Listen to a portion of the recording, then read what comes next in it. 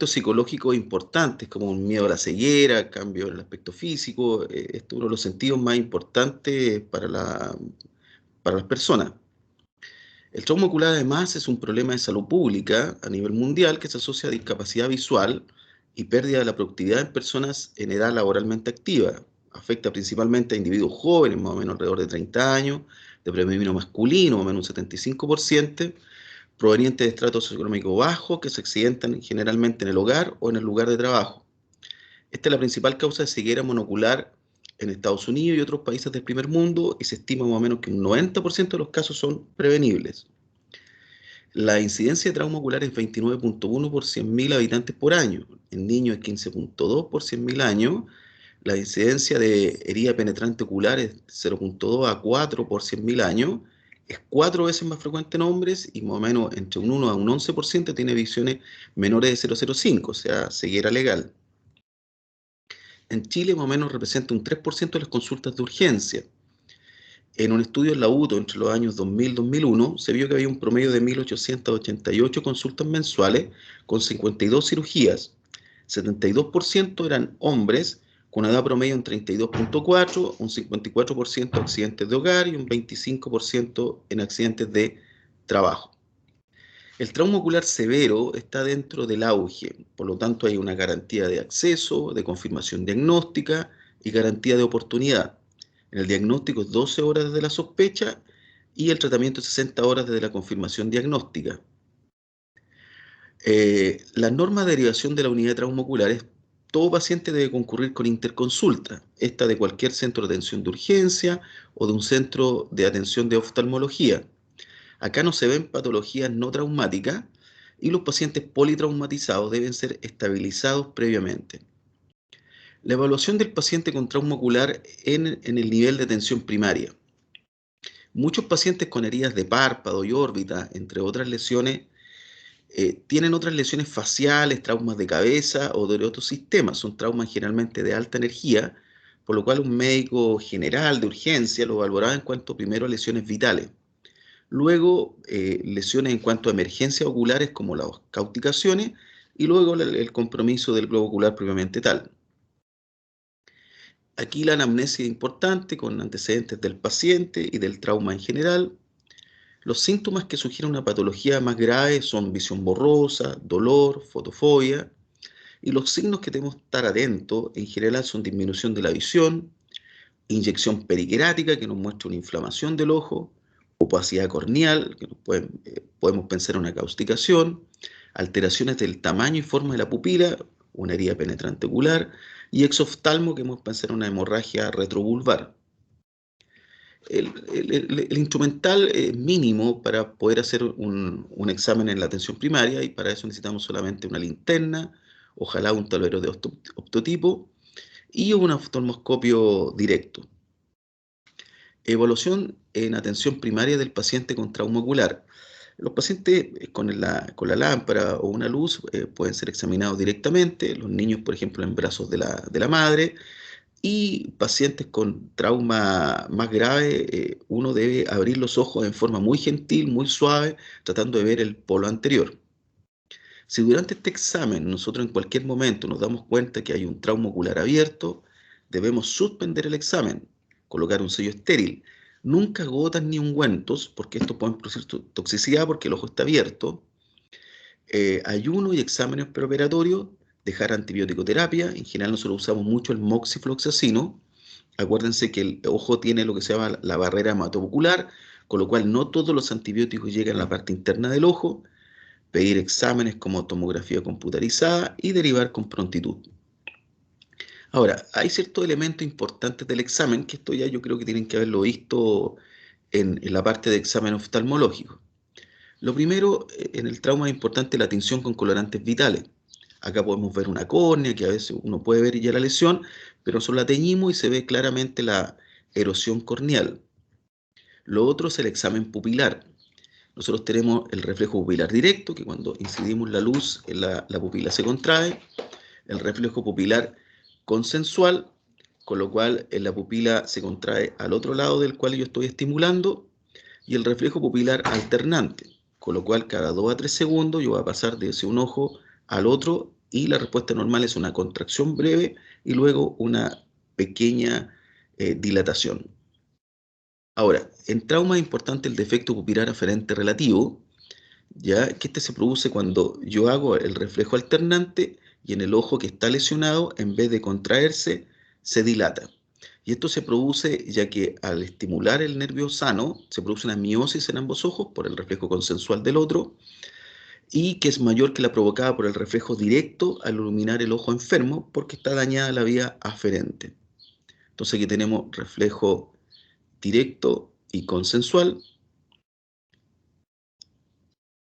Luego tenemos el reflejo alternante, donde pasamos de un ojo al otro, se contrae y luego una pequeña dilatación, contrae una pequeña dilatación, y acá tenemos el ojo izquierdo que está enfermo, con lo cual al incidir sobre él se dilata. En vez de contraer, se dilata porque la vía aferente que está lesionada no es capaz de contraer tanto como el consensual que lo hizo al estimular el ojo contralateral.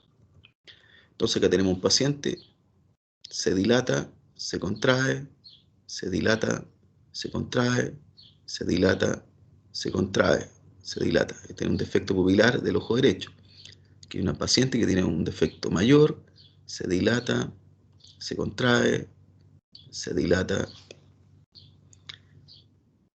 Ahora, el otro elemento importante es el efecto Tyndall, que este es un fenómeno físico estudiado por el científico irlandés John Tyndall en 1869, que explica cómo las partículas coloidales en una disolución o en un gas son visibles porque reflejan o refractan la luz. Entonces son como las partículas de polvo que están flotando en suspensión. Cuando ingresa los haces de luz por la ventana, nosotros hacemos lo mismo al mirar la cámara anterior y vemos como las células flotan en la cámara anterior. Aquí podemos ver pequeñas células flotando en la cámara anterior en unas de 1 por 1 más o menos, ¿ya? Y siguen un movimiento browniano en relación a las corrientes de convección del humor acuoso. Ahora, el examen físico oftalmológico, en general nosotros en trauma lo separamos en tres: el examen ocular externo, el examen con biomicroscopio y el fondo de ojo. El examen ocular externo es importante porque el médico de urgencia, porque el examen que puede hacer cualquier médico, ya no solamente el oftalmólogo. Para eso solamente se requiere una linterna. Y consta de 4 pasos importantes, que son la inspección, la palpación, la motilidad y la pupila. En cuanto a la inspección visual, podemos ver la órbita, donde podemos ver erosiones, laceraciones palpebrales, ptosis, edema, hematoma, quimosis, deformaciones de la cara por fractura. Y en el globo ocular podemos ver quemosis hemorrágica y dentro de esta quemosis hemorrágica podemos ver si la cámara está formada o no. Aquí podemos ver la cámara, que es una cámara formada. En este otro paciente, en cambio, no podemos ver la cámara porque tiene un ifema total y tiene uvea expuesta. En cuanto a la palpación, vamos a palpar el rebordo orbitario y la presencia también de enfisema. La motilidad es importante. Nosotros hacemos en general la dextroversión, mirada hacia la derecha, levoversión, mirada hacia la izquierda, supraversión hacia arriba e infraversión hacia abajo. Este paciente, en la levoversión, el ojo izquierdo no mira hacia el lado izquierdo, y eso porque un disco de corte le cortó el recto lateral de ese lado.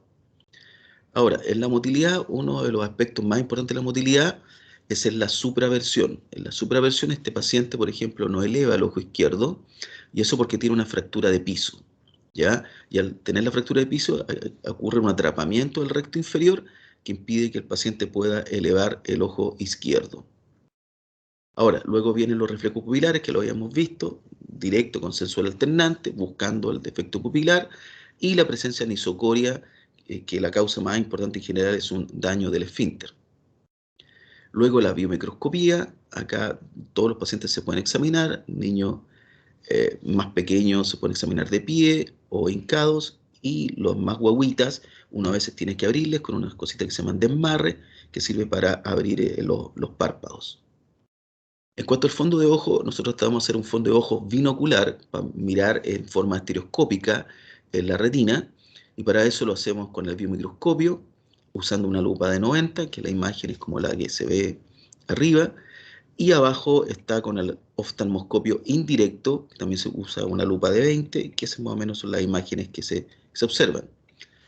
Este es un paciente que vino, un TENS, que vino con otro, acompañando a otro paciente desde los Andes, si no me equivoco, y consultó porque tenía entopsias, le hicimos el fondo y se vio que tenía un desprendimiento superior. Aquí se ve inferior en la foto. Acuérdense que esta lupa entrega una imagen al revés. La clasificación del trauma ocular. El trauma ocular se puede definir como abierto o cerrado. El cerrado está en las contusiones y las laceraciones lamelares, o sea, no entra al ojo. En los traumas abiertos están las laceraciones penetrantes, perforantes y con cuerpo extraño intraocular, y la ruptura. Penetrante significa que hay una herida de entrada, y perforante que hay una herida de entrada y de salida. El trauma ocular cerrado. Las contusiones perioculares. Estas son originadas por un objeto que golpea en forma roma el globo ocular, ocasionando diversos grados de daño tisular, pero con indemnidad de las paredes del globo y sus anexos. A todo paciente se le debe realizar una exploración oftalmológica para tratar de descartar alguna lesión ocular asociada, y el manejo acá es con frío local y analgésico antiinflamatorio. Entonces, derivar todo paciente con contusión pericular donde se sospeche compromiso visual o posible fractura. La fractura orbitaria. Un golpe contuso de alta energía puede producir fractura de los huesos de la órbita.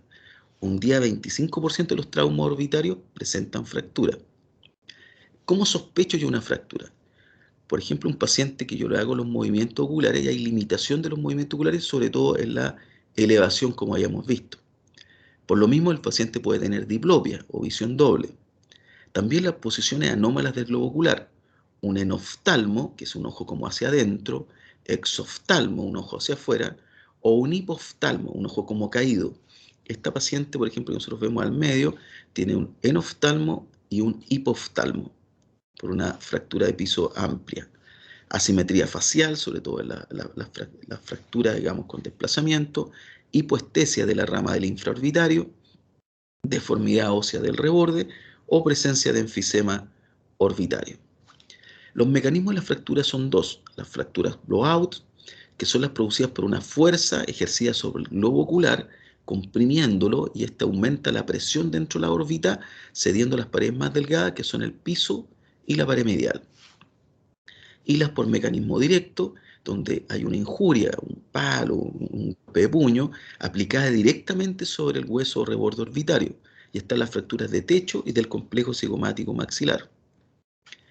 El tratamiento acá son frío local, analgésico antiinflamatorio, no sonarse. Cualquier golpe, en general, al tiro digan a los pacientes que no se suenen, no, sino después llegan con un tremendo enfisema orbitorio. No sonárselo, súper importante. Corticoides sistémicos si la inflamación es importante, y antibióticos si hay una patología previa o presencia de infección previa como sinusitis. ¿Cómo hago la confirmación diagnóstica? Lo más importante es tener siempre una tomografía computarizada, la que nos muestra la extensión y localización de la fractura, presencia de hematomas, presencia de cuerpo extraño intraocular o intraorbitario. El paciente de arriba de la imagen tiene cuerpo extraño intraoculares e intraorbitario y lesiones craneales asociadas. La tomografía en general es superior a la resonancia porque entrega una mejor evaluación del hueso, la evaluación del tejido es suficiente, y una de las cosas importantes es que la resonancia puede movilizar cuerpos extraños metálicos. Entonces, no se pide acá por la posibilidad de cuerpos extraños intraoculares o intraorbitarios. La fractura de piso es una fractura tipo blowout, hay comunicación al seno maxilar, por lo tanto puede entrar aire a la órbita y causar enfisema orbitario. Aquí una lesión de la rama maxilar del nervio trigémino, atraviesa el piso y sale por el agujero intraorbitario, con lo cual hay una hipoestesia de toda la zona. Y la herniación del tejido orbitario por la fractura, ocurre un atrapamiento del recto inferior, limitando los movimientos verticales, sobre todo de la mirada hacia arriba. ¿Cuándo operar una fractura de piso? No todas las fracturas de piso se operan.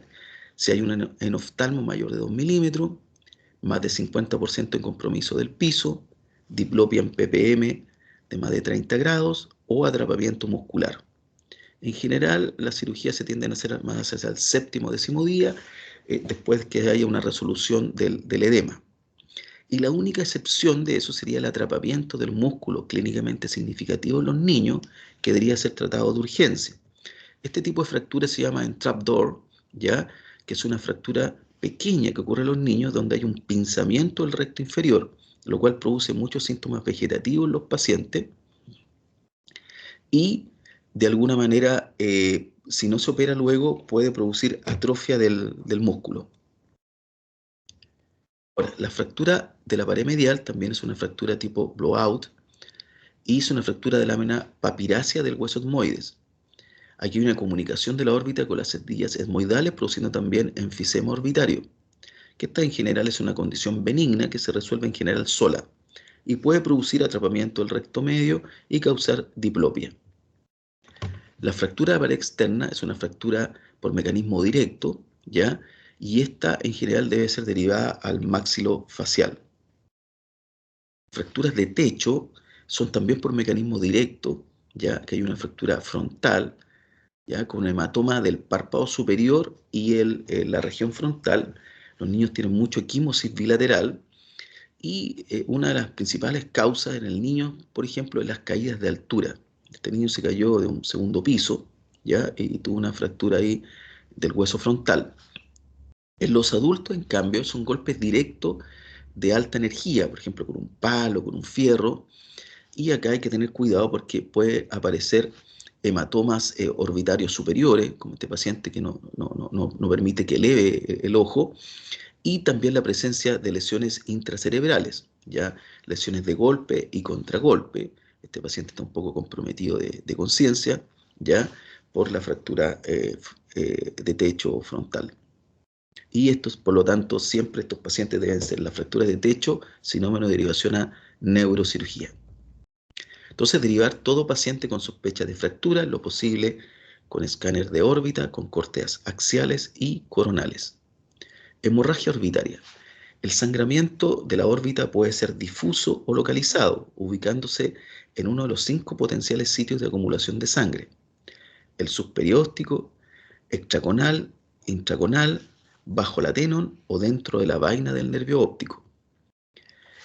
Algunos traumas de globo y órbita pueden causar hematomas retrovulgares importantes, pudiendo estos causar un síndrome compartamental, el cual produce una disminución de la perfusión de la retina del nervio óptico con el potencial daño permanente de la visión. En estos pacientes voy a tener una baja de la visión, proptosis, limitación de los movimientos, nosotros hablamos de ojo congelado o encastillado, elevación de la presión intraocular y un defecto pupilar. En estudios con modelos animales se muestra una tolerancia a la isquemia retinal sobre los 100 minutos, con un daño irreversible entre los 100 y los 240 minutos. Este paciente le ponemos los movimientos y el ojo apenas se mueve, está con gran proptosis, entonces con un ojo encastillado, baja visión, aumento del apío y defecto pupilar.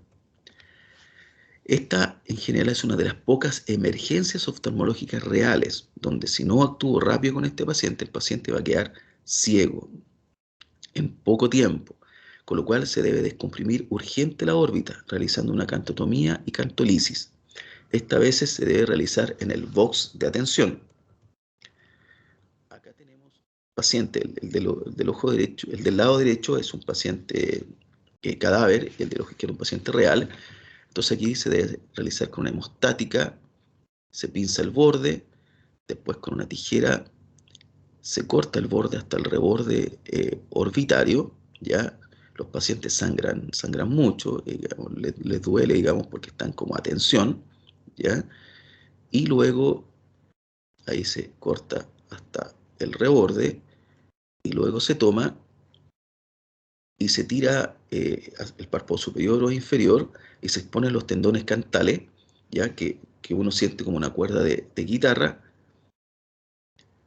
y se cortan, con lo cual se libera el párpado y baja la presión y puede de nuevo evitarse la isquemia de la retina. Herida penetrante de la órbita. Esta se presenta en el contexto de un paciente con un trauma grave, que puede ser con o sin cuerpo extraño intraocular. Aquí es importante la localización y extensión de la herida, ya que puede dañar el globo ocular y otras estructuras de la órbita e incluso e introducirse al cráneo. Este es un paciente, me parece que un paciente de la cárcel en Santiago, y que con un estoque le hicieron una herida en el párpado inferior, no dañó el ojo, pero llegó al vértice de la órbita dañando el nervio óptico. Cuerpo extraño intraorbitario e intracerebral. Los cuerpos extraños intraorbitarios se deben sospechar frente a una herida de la órbita. Su presencia implica la posibilidad de múltiples lesiones en la trayectoria y ubicación definitiva. Puede complicarse con otras lesiones vecinas. Siempre hay que solicitar imágenes para ver la ubicación. Y no siempre se retiran solo cuando impiden la función del ojo, hay riesgo de infección o de toxicidad química. Aquí hay diferentes tipos de cuerpo extraño. El del lado derecho es una munición de caza y los del lado izquierdo son estas municiones de antidisturbios. Ahora, los cuerpos extraños intracerebrales, estos, una vez que uno hace el diagnóstico, siempre derivará neurocirugía. Laceraciones palpebrales.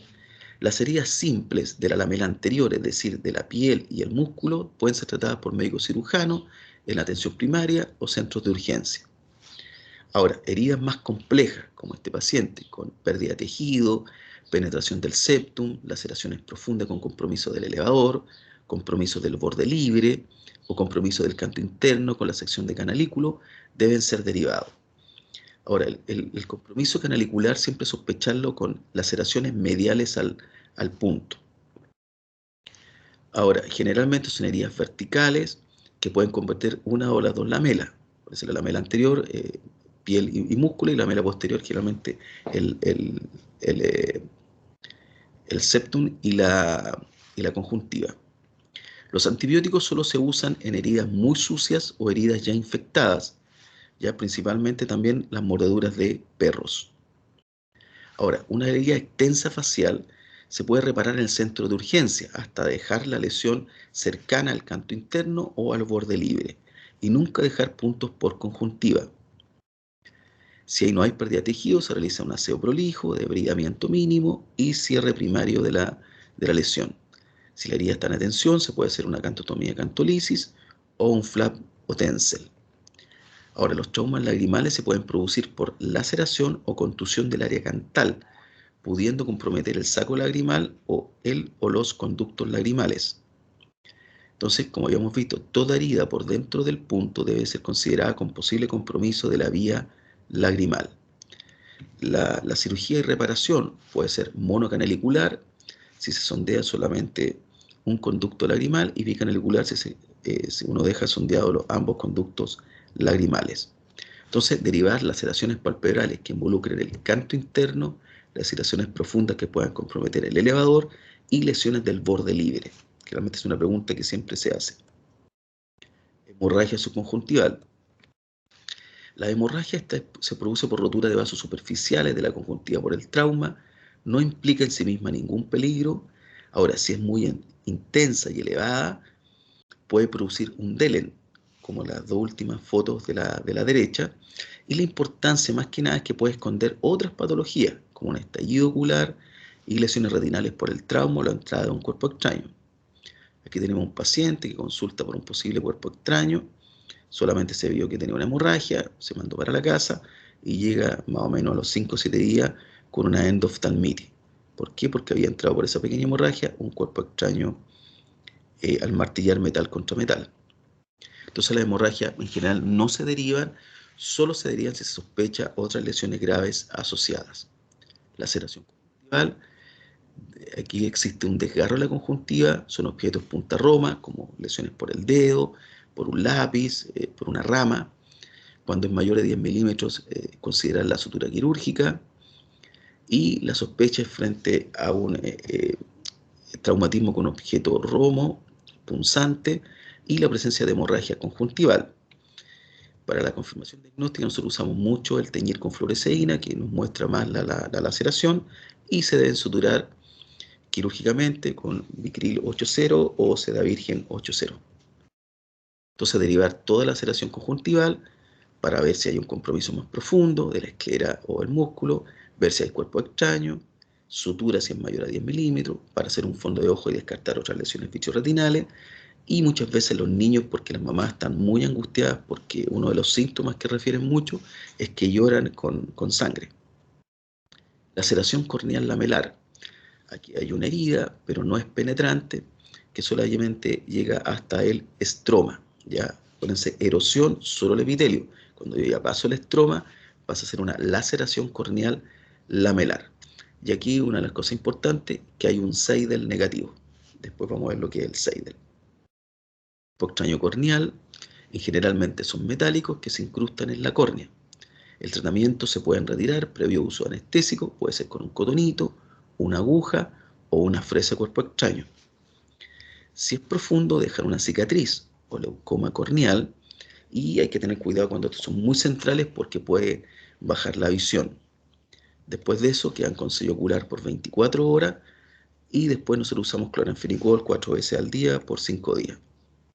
Entonces la extracción puede ser de múltiples formas. Aquí tenemos la extracción con un cotonito,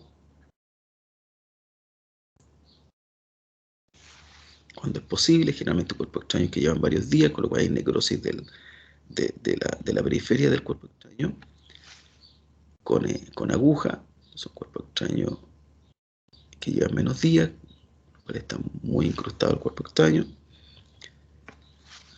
Puede ser directamente con la fresa. Lo que generalmente se hace es extraer el cuerpo extraño con la aguja. Se retira nuevamente el cuerpo extraño sacado con el cotonito, y el anillo de óxido que queda por el cuerpo extraño, que aquí es central, con lo cual hay que dejarlo bien limpio, se retira con la fresa de cuerpo extraño para no dejar rastros de la lesión. Ahí vemos la fresa y limpia toda la zona. Ahora, los cuerpos extraños subtarsales en general son cuerpos extraños vegetales. Se producen cuando el paciente mira hacia arriba, cuando está sacando un mueble, limpiando una ampolleta, alguna cosa, o un árbol.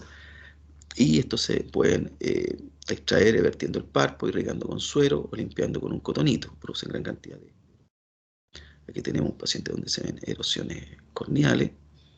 Nosotros teñimos con fluoresceína para ver mejor el cuerpo extraño. Es un cuerpo extraño bastante pequeño y generalmente los subtarsales se toma del borde, se hace una contrapresión con un cotonito y ahí aparece el cuerpo extraño que se retira con otro cotonito limpio. Y ahí se ven las erosiones que tenía el cuerpo extraño. Y luego se deja sellado por generalmente son estas erosiones en 12 horas, generalmente están epitelizadas. Ahora, los cuerpos extraños entonces derivar si no es posible su extracción. Úlceras corneales traumáticas. Aquí hay múltiples causas, generalmente cuerpo extraño o heridas corneales. Aquí hay un paciente que aumenta el dolor, produce más fotofobia, le molesta más la luz y disminución de agudeza visual. Al examen hay infiltrados corneales, hay tinda, hipopio, puse en la cámara anterior, ¿cierto? Y vascularización si la lesión tiene muchos días. Cuidado con lesiones por vegetales porque pueden aparecer lesiones micóticas. Aquí hay un cuerpo extraño que se sacó, pero llegó a los días con infiltrado a nivel del cuerpo extraño y mucho edema corneal con pliegues de la Descemet, que son esas rayitas que ustedes ven. El manejo se hace un cultivo de la úlcera y luego se inicia tratamiento antibiótico con quinolonas de cuarta generación, generalmente gatifloxacino o moxifloxacino. Aquí tenemos un paciente con isoposteria y se está tomando muestra. Y luego se siembra en agar sangre, agar chocolate, tioglicolato y sauro y una placa donde se examina para ver si hay presencia de IFAS. Esta es la evolución de una úlcera, generalmente se ve por el hipopión. En la primera se ve un hipopión más o menos de 1 milímetro, luego 1 milímetro, luego sin hipopión. Y se ve como la herida también va disminuyendo de porte, 3 milímetros, 2 milímetros, 1 milímetro. La úlcera derivar siempre. La queratitis actínica, una condición dolorosa causada por exposición a radiación UV artificial o natural, soldadura al arco o en la nieve. Hay un periodo de latencia, 6 a 12 horas, el paciente no le duele al tiro.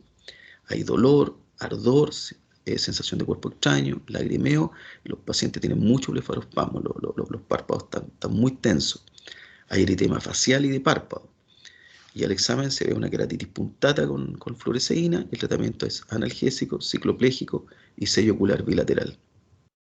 Estos pacientes ojalá siempre derivan. Algo importante en trauma son las causticaciones. Las exposiciones químicas al ojo constituyen un 12 a 22% de las lesiones oculares. Estas lesiones pueden ser devastadoras y el mejor resultado depende de una irrigación temprana y agresiva, y se debe irrigar con abundante agua y limpiar los fondos de saco con cotonito húmedo. ¿Cuáles son los principales productos? Hay productos alcalinos fuertes como los productos de limpieza, la soda cáustica, que es el hidróxido de sodio, y los ácidos están presentes generalmente en ácido de batería, con el ácido sulfúrico, el sulfato de plomo y el peróxido de plomo, entre otros productos industriales. Ahora, la fisiopatología es que el ácido con las lágrimas produce una coagulación de las proteínas a nivel del epitelio, formando proteínatos insolubles, una necrosis por coagulación, entonces en general no penetra tanto.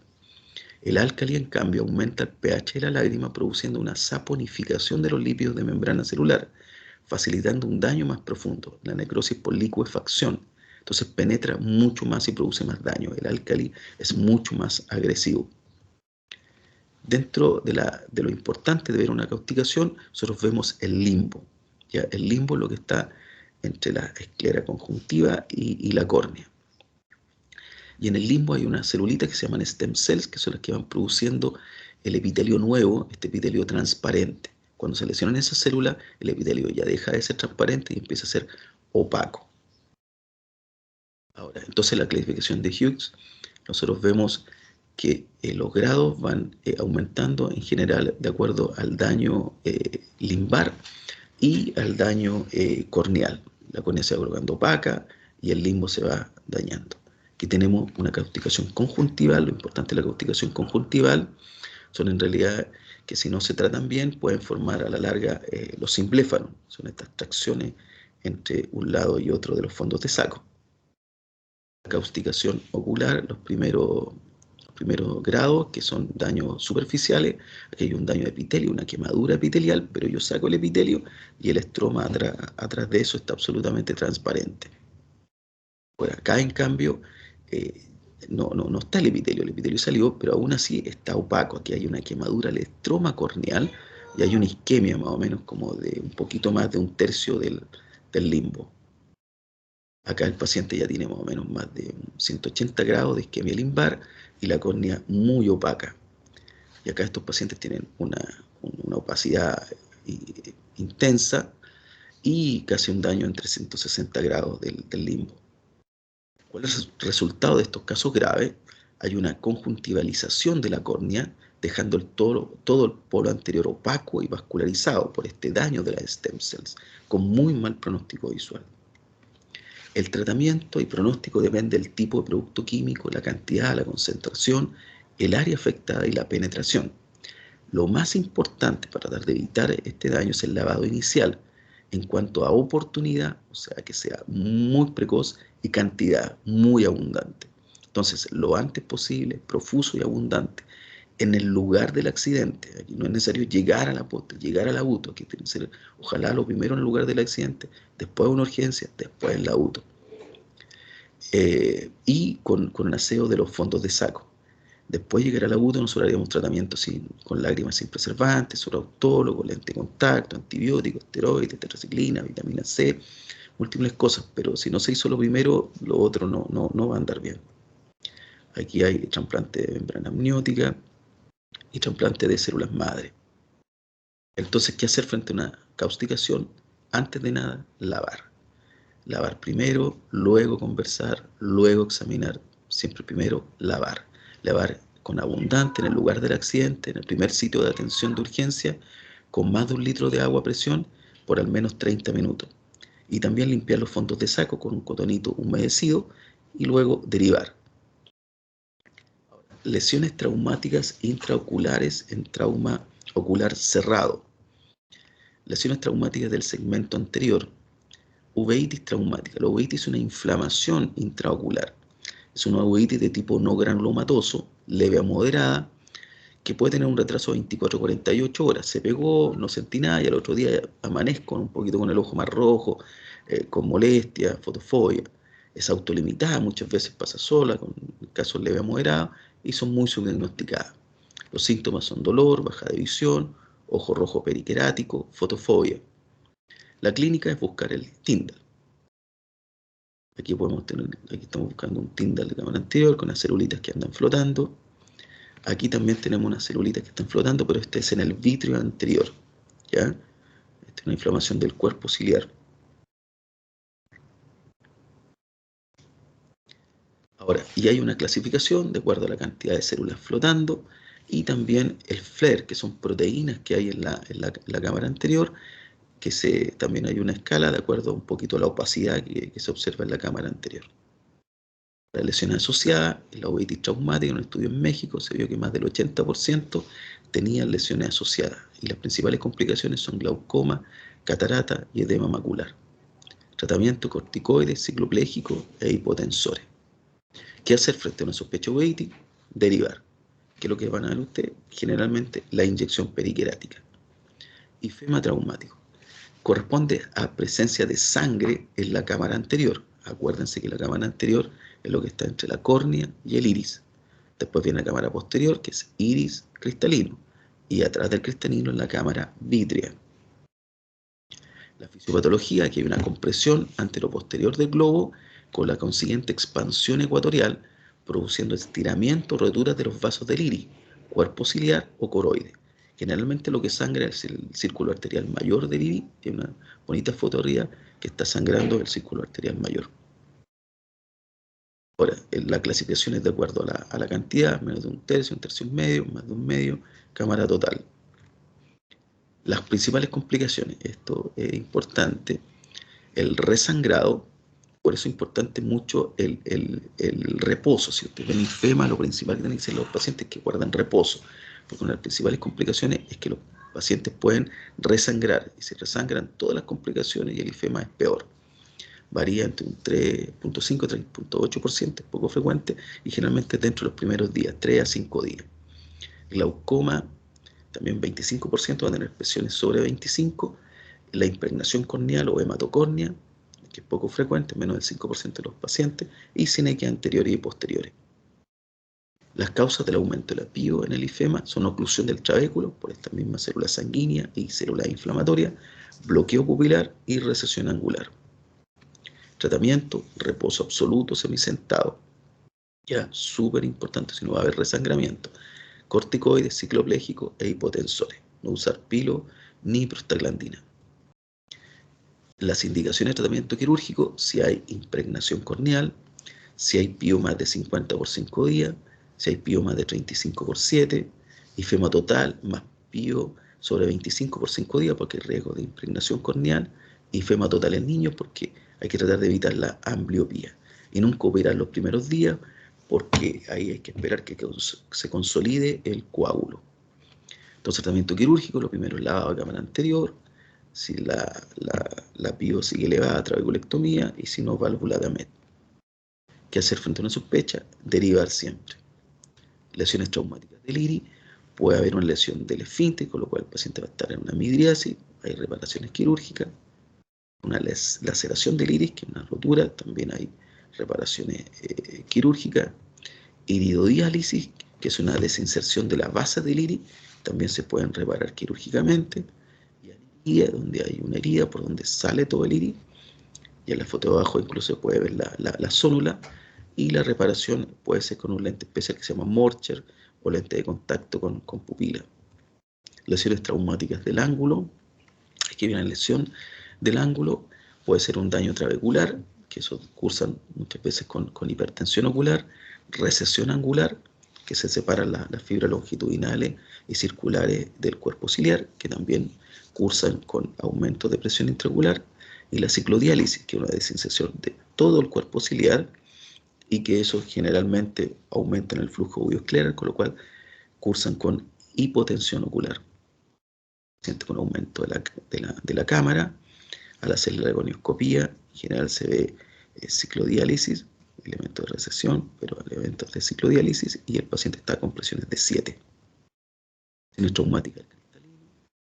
Hay pérdida de la transparencia del cristalino, con estas cataratas en roseta, por la contusión del paciente.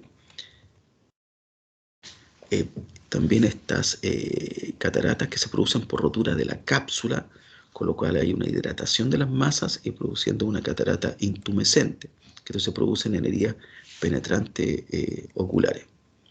También hay pérdidas de la posición, hay luxación, donde el cristalino se puede ir hacia adelante, hacia la cámara anterior, o hacia la cámara vítrea, y subluxación, donde se desplaza porque se rompe un poco la zonula, pero queda todavía en su posición.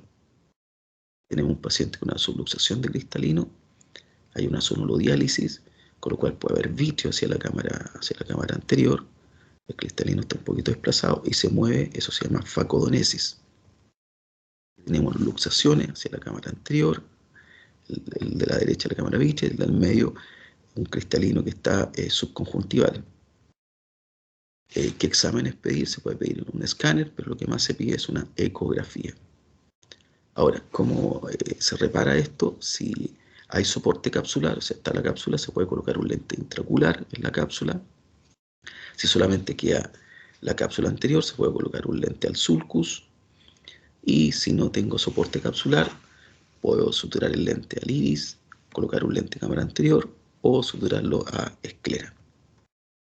Ahora, los traumas generalmente son múltiples. Este paciente, por ejemplo, tiene una catarata en roseta, tiene una subluxación de cristalino, tiene una iridodiálisis, tiene una lesión del esfínter y tiene una laceración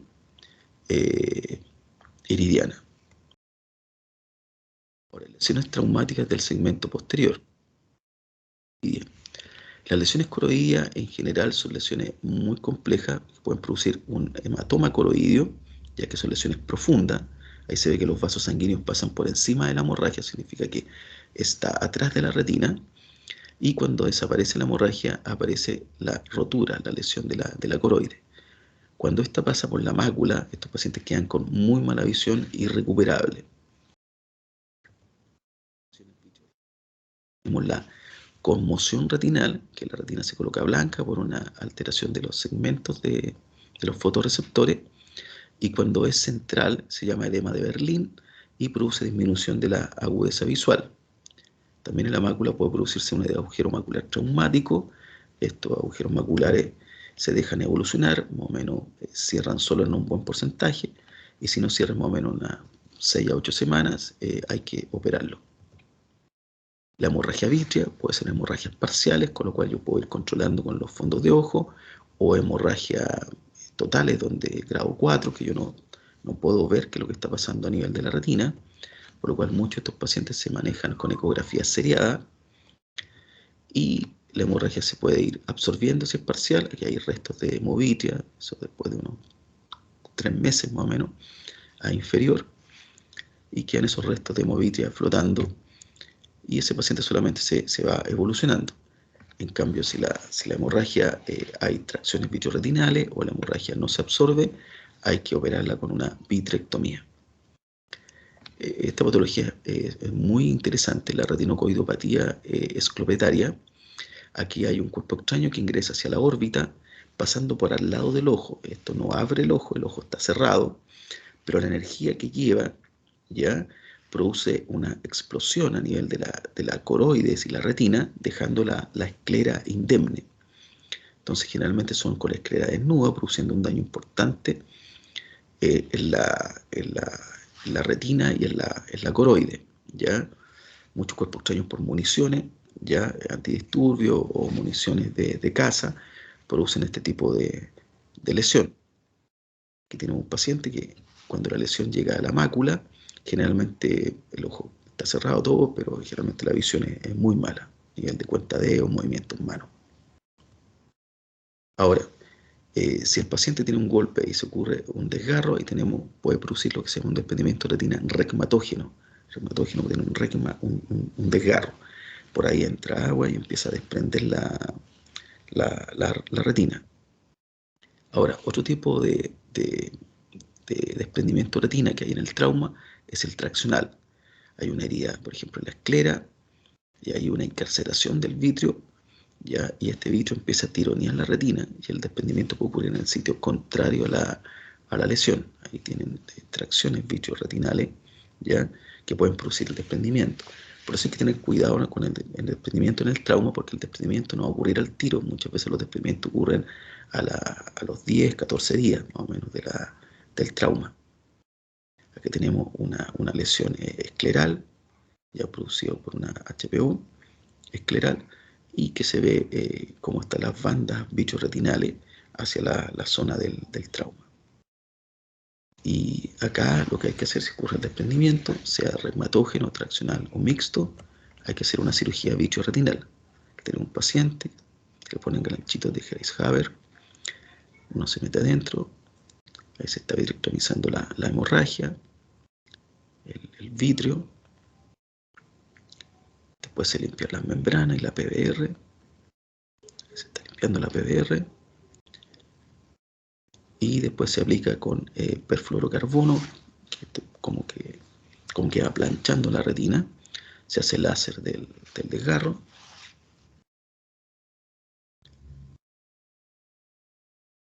se limpia la periferia, vitrectomía a la periferia, se hace recambio fluido-aire,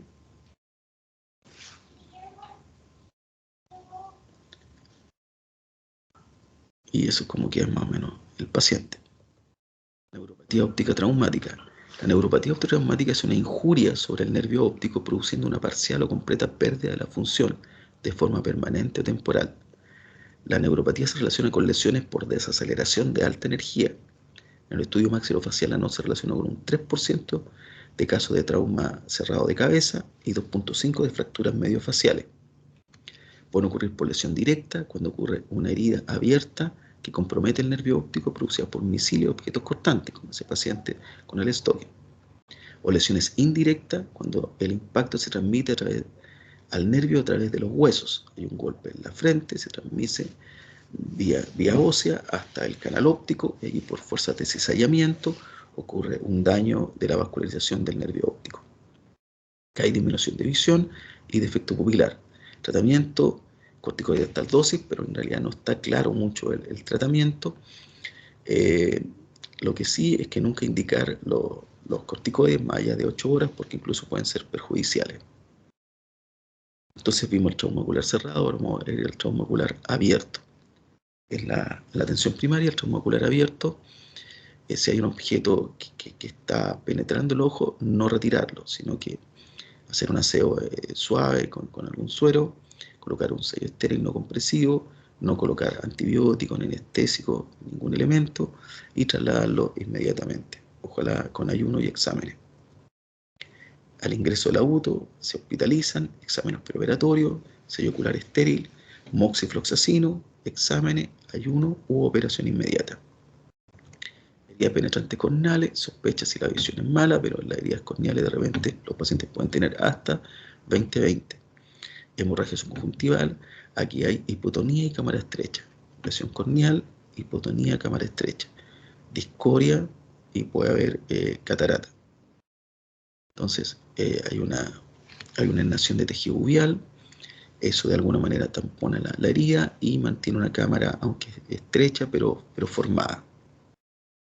Hay un paciente con una cámara estrecha, con una lesión corneal, y aquí hay una paciente que casi está en atalamia, producto que además de la lesión corneal, produjo una lesión en el cristalino, la catarata intumescente, se hidratan las masas y la cámara se estrecha.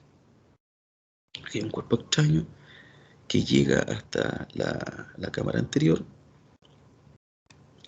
y las lesiones corneales coaptadas, por ejemplo, una lesión pequeña que no hay salida de líquido, se mantiene normal, se puede manejar con lente de contacto y antibióticos.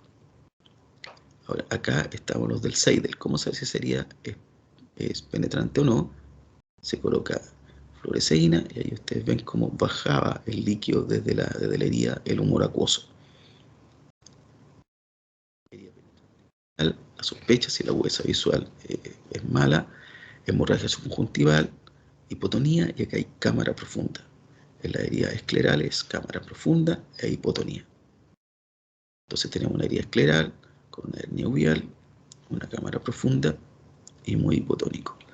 Las heridas corneoesclerales son heridas de más mal pronóstico, ya con mucho ifema, mucho sangramiento y hemovitria. Heridas perforantes oculares, generalmente aquí ocurren por misiles a alta velocidad, con una herida de entrada y una herida de salida. Ahí podemos ver la incarceración vitrea, la herida, lo que veíamos, que después puede producir un desprendimiento. Entonces ahí hay que hacer una vitrectomía para sacar toda esa tracción vitrea. Acá se ven varios casos donde hay tracción desde la zona de herida posterior y con los cuerpos extraños intraorbitarios que pasaron perforando el ojo. Ruptura de estallido ocular oculto. A veces son pacientes con quemosis hemorrágica. Yo no puedo saber si está abierto o no. ¿Cómo puedo pensar que puede estar abierto? Yo veo un paciente con ifema total, muy hipotónico y con visión luz o no proyección luz, muy mala visión. HP escleral oculta, que es una herida un poco más pequeña, también hay una quemosis hemorrágica, puede o no haber efema, y hay una cámara profunda con un escalón iridiano, ¿ya? Y hay hipotonía y agudeza visual disminuida. Aquí hay un paciente con una cámara profunda y ahí está el ojo muy, muy hipotónico. Entonces hay una sospecha que puede haber una herida posterior en la esclera en algún sector. Técnicas quirúrgicas en herida abierta, la sutura corneal, el cuidado de la herida limbares, es que hay que reducir la hernia uveal porque son muy discóricas, colocar puntos, los puntos tienen que tratar de no generar tanto astigmatismo, y heridas de limbo-limbo, hay que tratar de colocar puntos largos en la periferia y puntos más cortitos al centro, y eso mantiene la curvatura de la córnea. En suturas esclerales, el problema de la sutura escleral es que puede haber salida de vitrio, con lo cual hay que hacer vitrectomía local con esponjita y vanas, con una tijera, colocar puntos, aquí se coloca monofilamento 8-0, y si la herida es esclerocorneal, siempre primero el punto al limbo, luego a la esclera, luego a la córnea. Después de un tiempo, las suturas se sueltan y hay que ir a retirarlas, o si no, esas van a traer infección. Entonces la sutura se corta y luego se retira con una pinza.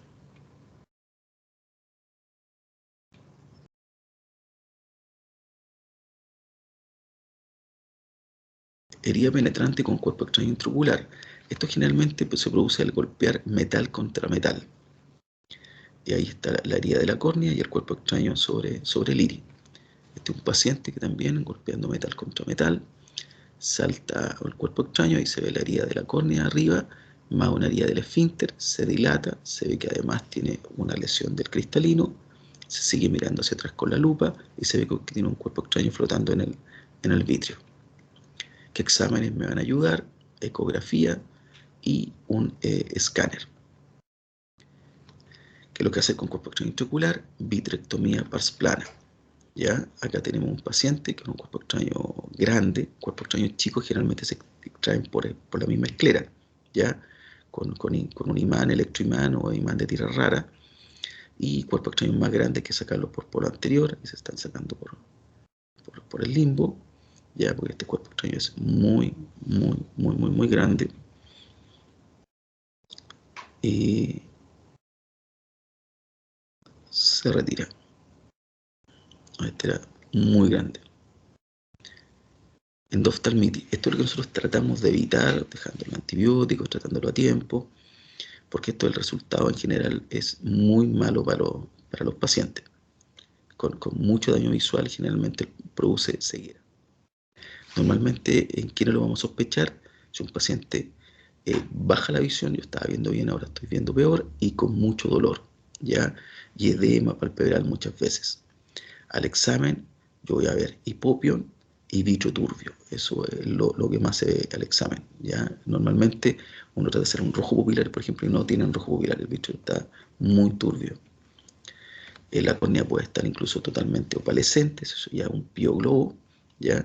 Y el examen diagnóstico en general es la ecografía, donde se ve turbidez vitrea. es vitrectomía, más antibiótico intravíteo, más cultivo, más antibióticos sistémicos. Antibióticos sistémicos por sí solos aquí no funcionan. Ahora, el problema es que a veces la córnea está totalmente opaca, o ese día no hay retinólogos para hacer vitrectomía, y allí se colocan antibióticos intravítreos directamente, más cultivo, más antibióticos sistémicos. La inyección intravítrea se coloca por plana, más o menos 3.5-4 milímetros del limbo, y se inyecta directamente hacia el vítreo. Entonces eso logra concentraciones más altas de los antibióticos para poder tratar la infección severa, que es una endoftalmitis.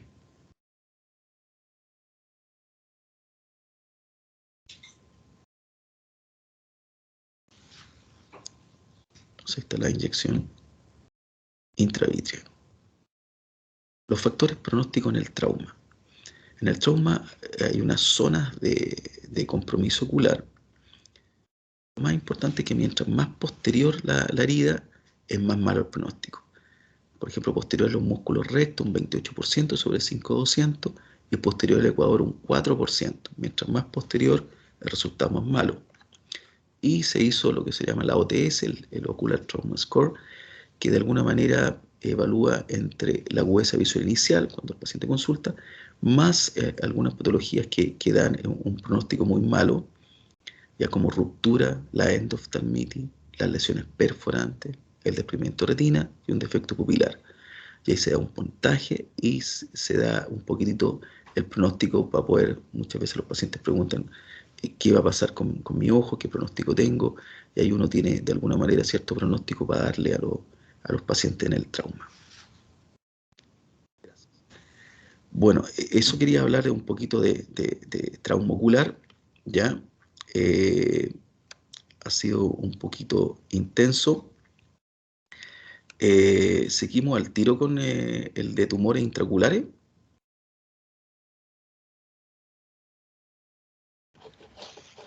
Yo creo que sí. Sí, perfecto. Entonces,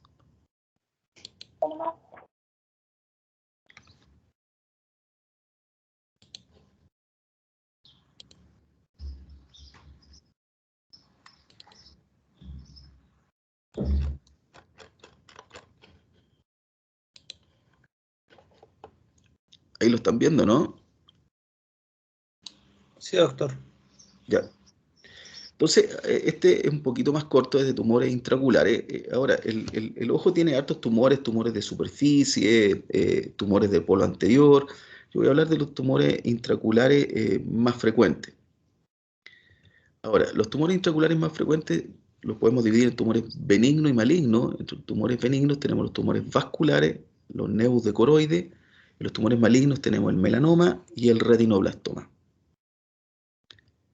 Ahora, tumores intraoculares benignos, tumores vasculares, y tenemos los hemangioma capilar de la retina, cavernoso de la retina, racemoso de la retina y el hemangioma coroideo difuso. El hemangioma capilar de la retina se asocia a lesiones sistémicas en un 25% de los casos. Cuando hay esta combinación entre lesiones oculares y sistémicas, se denomina el síndrome de Von-Hippel-Lindau, que es una facomatosis, que se hereda en forma autosómica dominante, con penetrancia incompleta y expresividad retardada.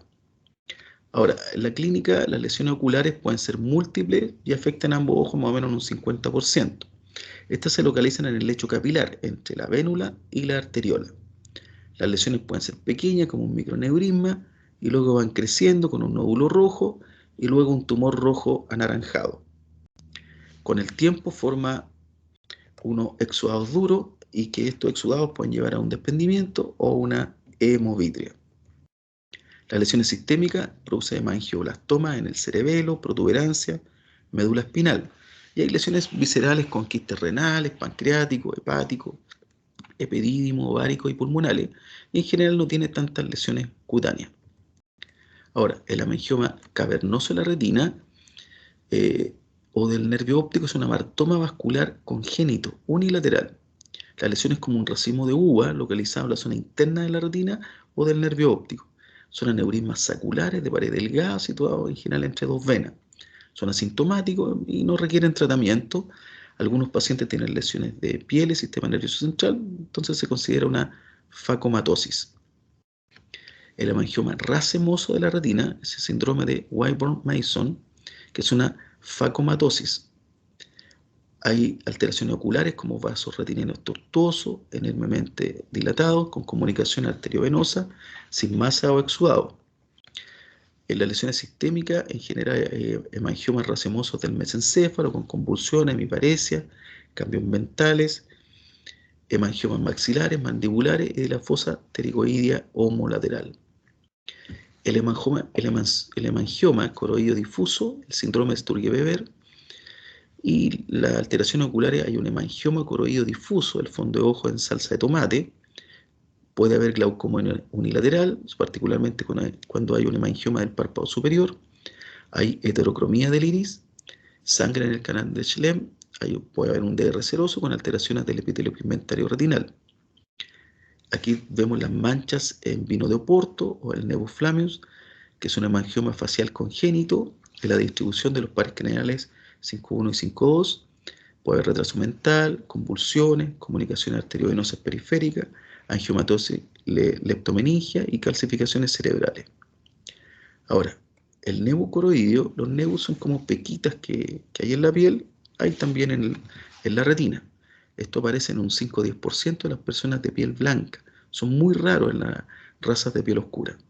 Crecen principalmente en los primeros años prepuberales y muy raramente en la vida adulta. Se malignizan más o menos en un 1%. Son asintomáticos y las lesiones generalmente son retroecuatoriales, ovaladas o circulares, de color marrón o gris pizarra, con bordes deflecados, mal definidos, truzas en su superficie, y son frecuentes que tengan un halo hipopigmentado. Los exámenes en general, más que nada, son para descartar que no vaya a ser una lesión maligna. La ecografía muestra lesiones aplanadas o ligeramente elevadas, pero con una alta reflectividad acústica interna. La OCT también permite medir la lesión y ver que no tenga líquido subretinal, y la autofluorescencia lo que busca es que no haya pigmento naranja o lipofucsina. Estas no requieren tratamiento, solo se hace una retinografía, que es una foto, y un control seriado para ver el crecimiento. Ahora, ¿cuáles son los signos de mayor probabilidad de malignidad? Presencia de la lipofucsina o este pigmento de color naranja, líquido subretiniano, vacío acústico a la ecografía, síntomas como fotopsia o visión borrosa, grosor más de 2 milímetros y diámetro más de 5 milímetros, ausencia de drusas y a menos de 3 milímetros de la papila y ausencia de halo. Ahora, los tumores intraoculares malignos, está el tumor de la infancia, que es el retinoblastoma, y del adulto, que es el melanoma de coroides. Ahora, tumor intraocular adulto, melanoma de coroides. El melanoma es el cáncer primario intraocular más frecuente en adultos. La incidencia es máxima entre los 55 y 60 años. La incidencia oscila entre más o menos 4.3 y 10.9 casos por millón de habitantes, dependiendo del país, con leve predominancia del sexo masculino. Es 150 veces más frecuente en raza blanca. Histopatológicamente hay células fusiformes, epitelioides y mixtos. La invasión puede ser local, hacia la órbita, o metástasis a distancia al hígado, hueso o pulmón. La mortalidad es más o menos un 50% a los 10 años y es generalmente asintomático, a menos que ya complique la mácula o la papila. A la clínica son masas subretinianas, bajo la retina, solitaria y prominente en forma de cúpula, color gris parduzco, rara vez amelanótica. Aproximadamente un 60% se localizan a menos de 3 milímetros de la papila o la fovea. Son frecuentes estos cúmulos pigmentos naranja en sus superficies, en la lipofucsina, y si el tumor atraviesa la bruj, recuérdense que está la retina, está el epitelio pigmentario, y de ahí viene la bruj y luego la coroide. ¿Ya? Cuando atraviesa la bruj, de la coroide pasa la bruj hacia subretinal, aparece el aspecto como de champiñón. A menudo hay hemorragia y líquido subretiniano asociados, y otros signos son el vaso centinela, pliegues coroideo, inflamación, rubiosis, glaucoma y catarata. Ahora, uno de los exámenes más importantes entonces es la ecografía. Esta permite conocer las dimensiones y detectar tumores en medio opaco o con desprendimiento de retina. Los hallazgos acá es que hay una homogeneidad interna con reflectividad media a baja. Es típica una zona basal acústicamente plana que se llama vacío acústico, y se debe a la mayor homogeneidad tisular en esta área y la configuración en champiñones característica. Entonces, ¿qué es lo que tenemos? Pasamos la onda de eco. La onda de eco toca el tumor y manda la señal, y luego aparece una zona homogénea y va bajando un poco la ecogenicidad hasta llegar de alguna manera al vacío acústico, y luego nuevamente golpea la esclera. Entonces se ve esta zona de ecogenicidad muy, muy baja. Ahora, otro examen es la autofluorescencia, busca las zonas de la hipofucsina, la OCT, ver si hay líquido subretinal, la resonancia es importante, permite ver extensiones extraoculares. Ahora, en cuanto al tratamiento del melanoma, lo más importante es la vida del paciente.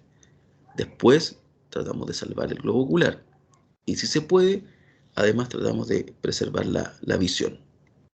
Los tratamientos pueden ser locales, como la braquiterapia, que aquí se usan placas epiesclerales de radioterapia y sirven tumores más bien pequeños, menos de 20 milímetros de diámetro y hasta 10 milímetros de grosor, no tan posteriores, en los que existe una posibilidad de conservar la visión. El problema de las complicaciones son catarata, papilopatía y retinopatía por radiación.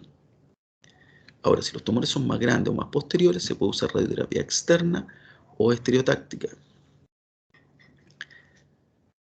Existe la posibilidad de hacer termoterapia transopupilar, que es con un láser ya infrarrojo de 810 nanómetros, ¿ya? Y que produce una necrosis del tumor. El problema es que no pueden ser tumores ni tan gruesos ni tan grandes, menos hasta 4 milímetros de altura y 12 milímetros de ancho. Además, todo apoyado por quimioterapia sistémica. Tumores de gran tamaño, con invasión de la papila, afectación extensa del cuerpo ciliar o del ángulo, o pérdida irreversible de la visión, se hace enucleación. Y ahí hay ciertos esquemas con indicaciones de tratamiento para el melanoma uveal. Ahora, tumores malignos de la infancia, retinoblastoma. Esta es la neoplasia maligna intraocular más frecuente de la infancia. Corresponde a un 4% de los cánceres infantiles y una incidencia más o menos de 1 en 15.000 a 20.000 nacidos vivos. El diagnóstico más o menos es unos 18 meses en promedio.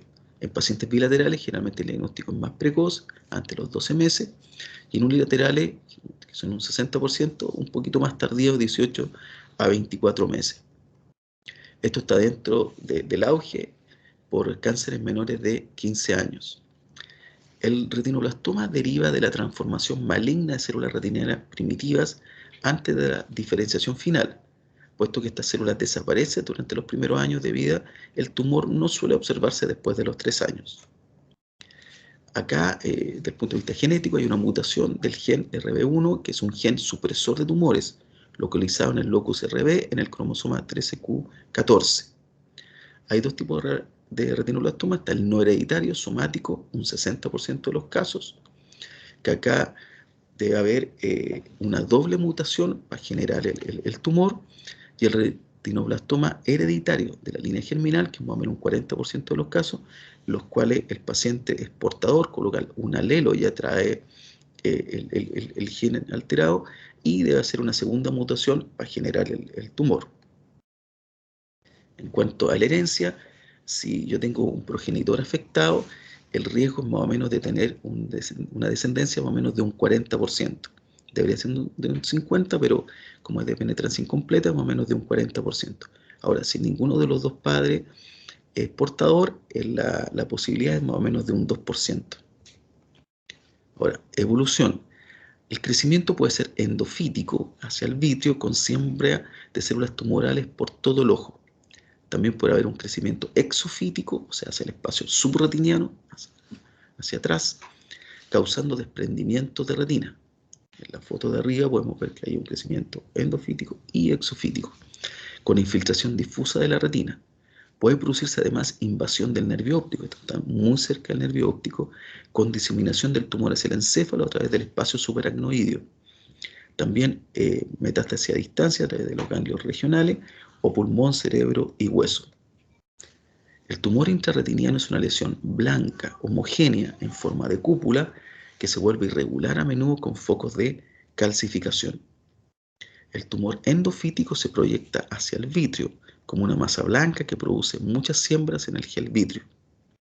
El tumor exofítico forma masas blancas subretinianas, que los vasos pasan por arriba de la lesión, multilobulares, y pueden llegar a causar desprendimiento de la retina que lo cubre. ¿Cómo se hace el diagnóstico? Más o menos un 60% de los papás muchas veces consultan por leucocoria porque la ven en las fotos. En fotos del niño consultan, mira que noto que veo algo raro, ¿ya?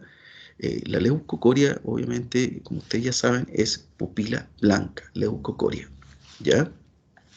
Estrabismo, también consultan un 20%, entonces uno dice que se debe hacer un fondo de ojo a todos los estrabismos. También puede aparecer glaucoma secundario, en el niño chico, acuérdense que va a producir buftalmo, ya en el niño menor de 1 año, cuando hay glaucoma. El retinoblastoma difuso con invasión del segmento anterior, inflamación de la órbita o invasión de la órbita. El reflejo rojo pupilar lo puedo ver con un oftalmoscopio directo o a través de la fotografía. Y aquí tenemos un rojo pupilar bilateral y aquí tenemos una leucocoria. Entonces, leucocoria se produce cualquier alteración de los medios transparentes del ojo desde la pupila hacia atrás. ¿Cuáles pueden ser las causas de la leucocoria? Lo primero, catarata congénita. También el retinoblastoma y la retinopatía del prematuro a través de un proceso que ya no se ve mucho, que es la fibroplasia retrolental, cuando quedan desprendimientos de retina y queda en forma de cono. También puede ser por hemorragia vítrea, desprendimiento de retina, toxoplasmosis, toxocariasis, la enfermedad de Coats o persistencia de vitro primario hiperplasia. Entonces estos pacientes se debe hacer un rojo pupilar y si el rojo está alterado se debe hacer un fondo de ojo binocular indirecto con indentación.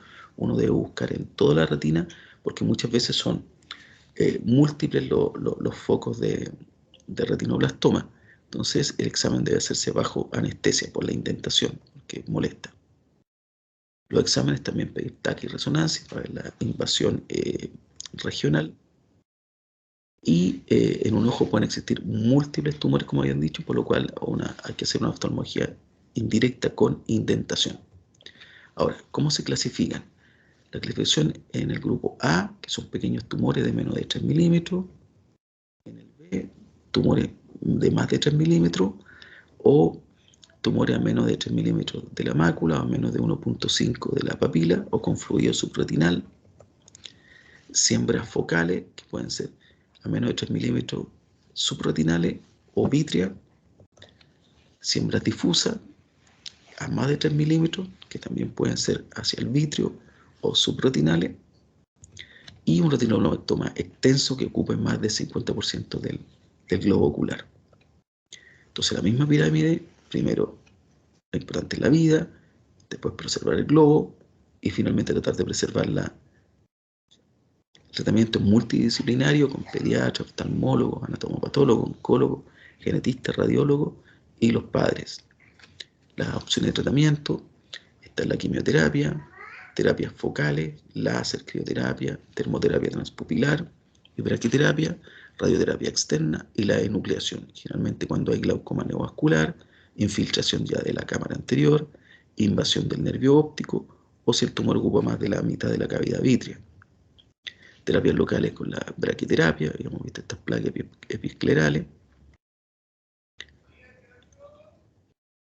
y la quimioterapia, se usa el PINDA, el Programa Infantil Nacional de Droga Antineoplásica, donde hay diferentes tipos, hay quimiorreducción sistémica, quimioterapia profiláctica, quimioterapia retinoblastoma extraocular, trasplante de médula ósea, quimioterapia subtenoniana, intrarretinal e intravítrea.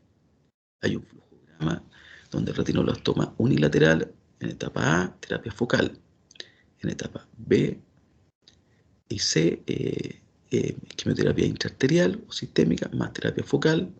En la D es lo mismo o enucleación y la E es enucleación. Bilaterales, la A es terapia focal, la B, C y D ya como es bilateral va a ser quimioterapia sistémica más terapia focal y la E es enucleación. Al tratarse de una patología genética, el retinoblastoma no puede prevenirse, pero sí es posible diagnosticarlo precozmente. Para ello es aconsejable realizar la exploración ocular de forma rutinaria en todos los niños durante el seguimiento o el control de niños sanos. A todos se debe hacer un rojo pupilar con oftalmoscopio. En España es el tercer tipo de cáncer en el primer año de vida. Además, todos los niños con antecedentes familiares de retinoblastoma deberían realizarse una exploración ocular con un especialista al nacer y revisiones periódicas. Otros tumores intraoculares malignos tenemos los tumores metastásicos. Los más frecuentes, cáncer de mama y de pulmón. Los síntomas, disminución de visión, cuando hay compromiso de la mácula o hay desprendimiento de retina exudativo. Y la clínica hay unas lesiones placoides ligeramente elevadas, amarillentas, de bordes mal diferenciados que crecen muy rápidamente en el polo posterior, a menudo multifocales y bilaterales. Uno de los exámenes más importantes es la ecografía, donde se ve que tiene una reflectividad alta. OCT y hay exámenes sistémicos. Y el tratamiento que hace el cuadro de base y al ojo directamente radioterapia o termoterapia transpupilar. Gracias. Bueno, eso es lo que yo quería hablarles. Espero que no haya sido tan extenso. Gracias por la audiencia, por escuchar y espero que les sea útil.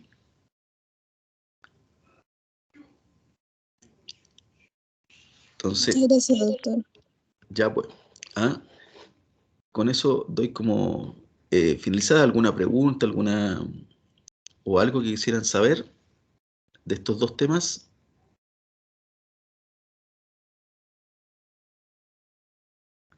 Bueno, el trauma generalmente lo van a ir viendo cuando vean situaciones de urgencia y cosas así, y ahí van a ir generándose distintas cosas. Trata de hacerle como un barniz, un poquito de todo, sobre todo en el trauma, que es algo que en general van a ver en algunas situaciones, y en general muchas veces incluso como médicos generales. Y tumores intraoculares, generalmente lo más importante diría yo que es el retinoblastoma y y tenerlo presente un poquito para buscarlo, sobre todo si alguno de ustedes van a ser pediatras. Así que, bueno, ¿alguna pregunta?